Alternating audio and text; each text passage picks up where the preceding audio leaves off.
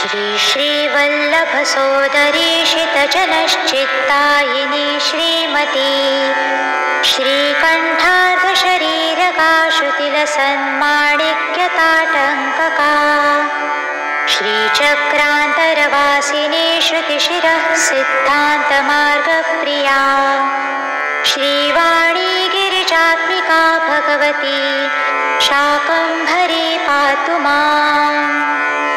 शान्ता शारदचन्द्रसुन्दरमुखी शाल्यन्नभोजप्रिया शाकैपालितविष्टपाशतदृशा शाकुल्लसद्विग्रहा श्यामाङ्गी शरणागतातिशमनी शक्रादिभिः शंसिता शङ्कर्यष्टफलप्रदा भगवती शाकम्भरी पातु माम्।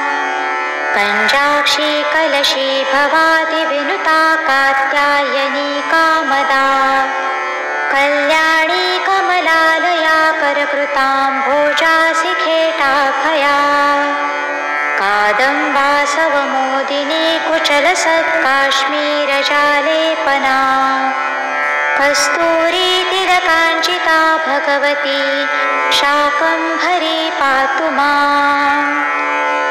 भक्तानन्दविधायिनी भवभयप्रध्वंसिनी भैरवी भर्मालङ्कृति भासुरा भुवनभिकृद्दुर्गदर्पापहा भूभृन्नायकनन्दिनी भुवनसूर्भास्यत्परः कोटिभा भौमानन्दविहारिणी भगवती शाकम्भरी पातु माम्।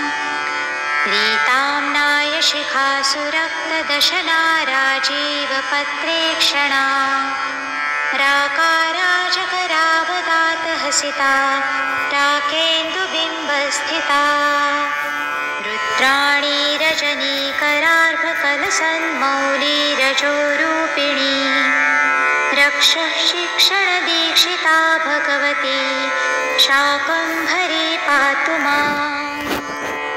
श्लोकानामिह पञ्चकं पठति यः स्तोत्रात्मकं शर्मदम् सर्वापत्तिविनाशकं प्रतिदिनं भक्त्या त्रिसन्ध्यं नरः आयुः पूर्णमपारमर्थममलां कीर्तिं प्रजामक्षयाम् शाकम्भर्यनुकम्पया स लभते विद्यां च विश्वार्थकाम्।